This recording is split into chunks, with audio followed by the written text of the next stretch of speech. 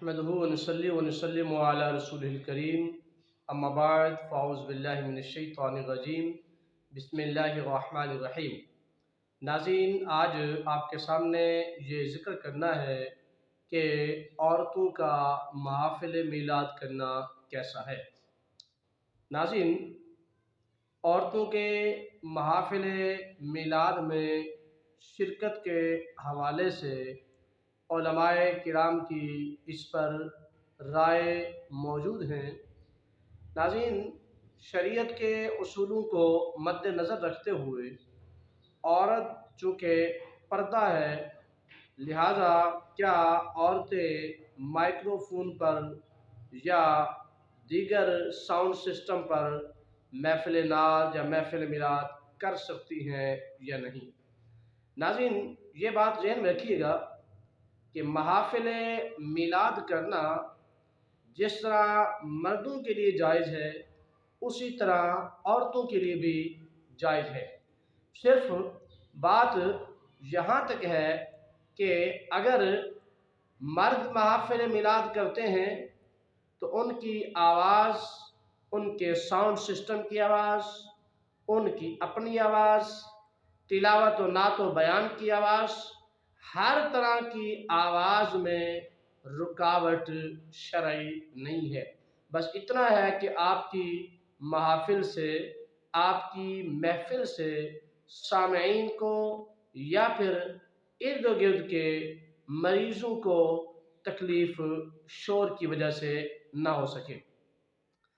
جہاں تک عورتوں کی محفل میلاد کا تعلق ہے تو اس میں شریعت مطہرہ کا موقف یہ ہے کہ عورتوں کی محافل میلاد کرنا جائز ہے، مگر چند شرائط کے ساتھ۔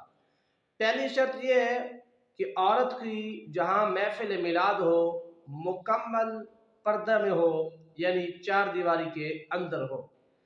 دوسری شرط یہ ہے کہ محافل میلاد میں جہاں عورتوں کی تقاریر و نعت وغیرہ ہو رہی ہیں وہاں اس گھر کے افراد مردوں کا بھی داخلہ ممنوع ہو اور کوئی بھی غیر محرم شخص اس مجلس گاہ میں نہ جا سکے، اسے جانے کی اجازت نہ ہو۔